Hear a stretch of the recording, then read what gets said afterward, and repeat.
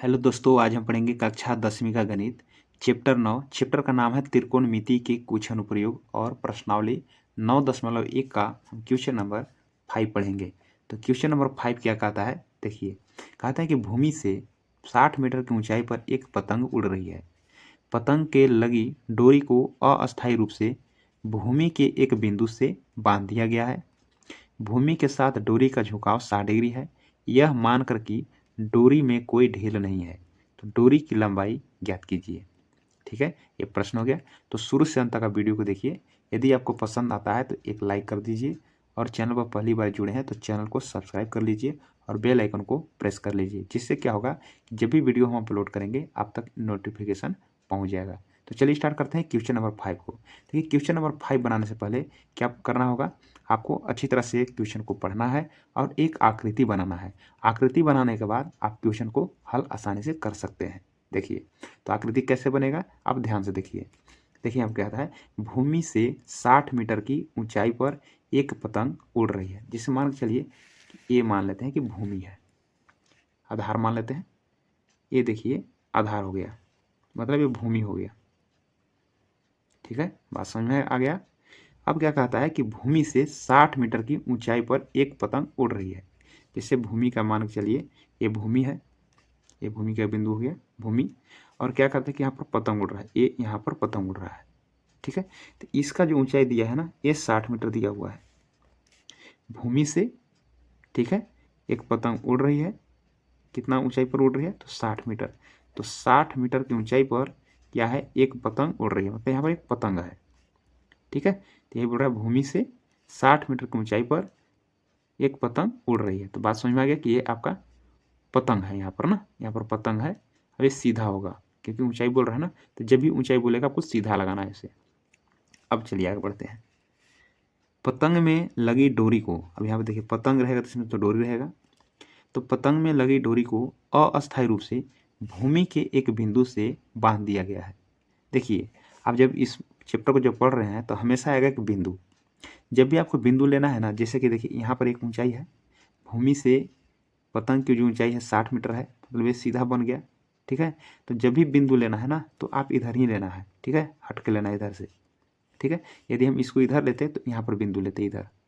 तो जब बिंदु लेने की बात आया तो आपको ले लेना है इधर। देखिए, भूमि का बिंदु इधर हो गया। अब यहाँ से क्या किया कि पतंग का जो डोरी है, यहाँ पर पतंग है, अब इसका जो डोरी है इस बिंदु से यानी भूमि के बिंदु से ये क्या कर दिया गया है, बांध दिया गया, मतलब इसको इस प्रकार से बांध दिया गया है। ठीक है, अब समझ में आ गया होगा कि भूमि से 60 मीटर की ऊंचाई पर पतंग उड़ रही है। ये देखिए ऊंचाई हो गया। ठीक है, अब क्या कहता है कि जो पतंग का जो डोरी है भूमि के एक बिंदु से बांध दिया गया है। मानकर चलना है कि डोरी में कोई ढील नहीं है, ढीला नहीं है। ठीक है, अब क्या करना है, यहाँ पर देखिए ये जो हो गया पतंग की डोरी है, और ये देखिए भूमि स्तर है, यानी ये भूमि है। तो दोनों के बीच में कौन बन रहा है ना, ये जो है कितना झुकाव हो रहा है, 60 डिग्री हो रहा है, मतलब 60 डिग्री का यहाँ पर एक कोण बन रहा है। ठीक है, यहाँ पर जो पतंग है इसका डोरी और ये देखिए भूमि, इसके बीच में एक कोण बन रहा है।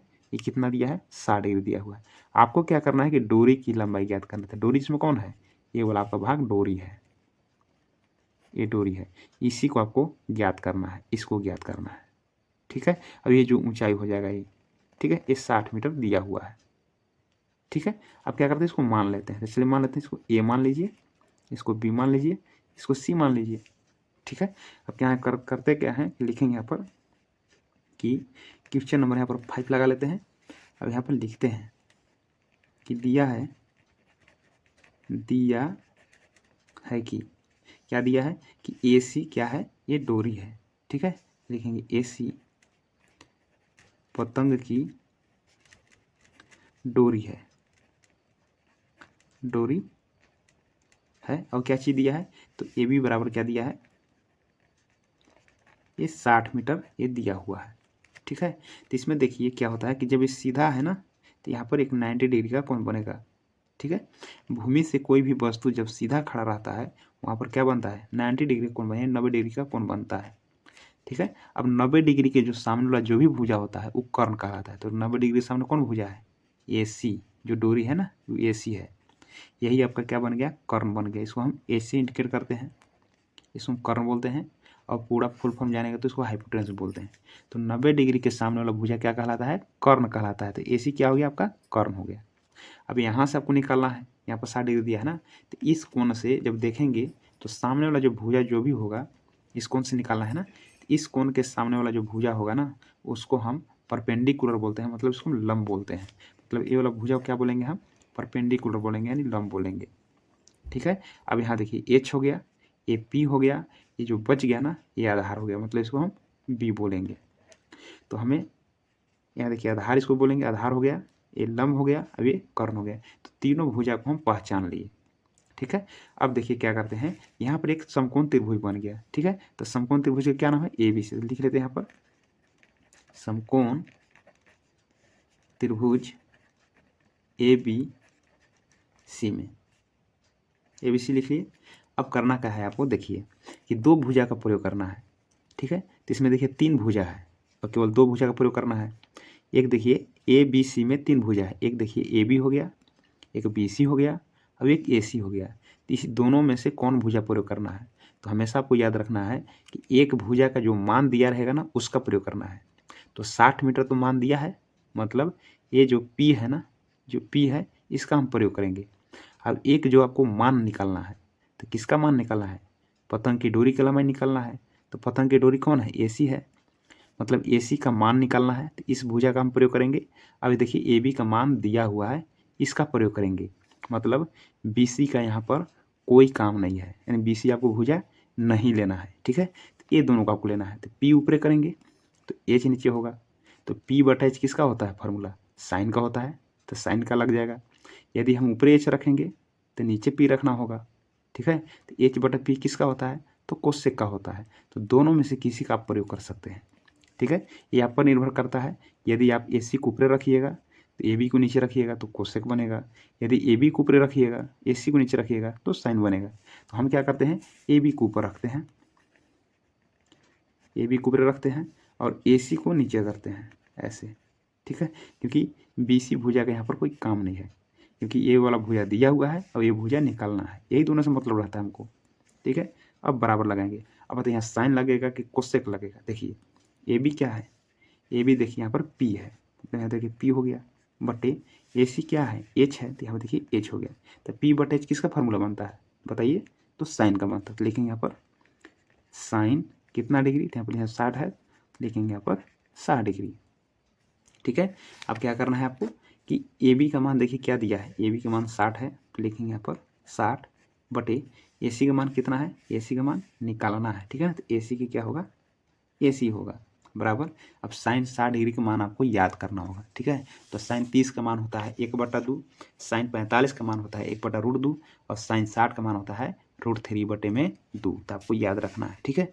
तो साइन 60 डिग्री का मान होता है √3/2, तो आपको याद करके रखना है। ठीक है। क्या करेंगे हम? तो √3/2 रखेंगे, यहाँ पर तिरछा तिरछी गुना करेंगे, AC गुना √3 करेंगे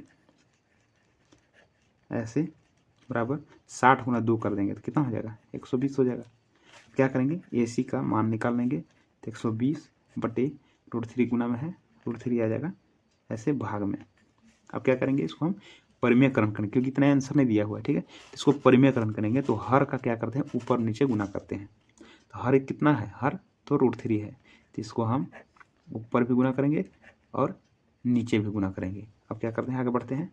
तो 120 √3 हो गया बटे √3 गुना करेंगे तो कितना हो जाएगा? √9 हो जाएगा।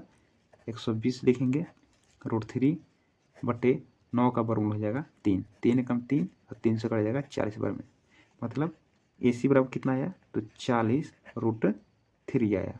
ठीक है। और AC क्या है? AC है आपका डोरी की लंबाई, तो इसकी ज्ञात करना था। तो आगे यहाँ पर लिखेंगे अतः पतंग की डोरी की लंबाई कितना आया? AC बराबर 40 √3 मीटर आंसर।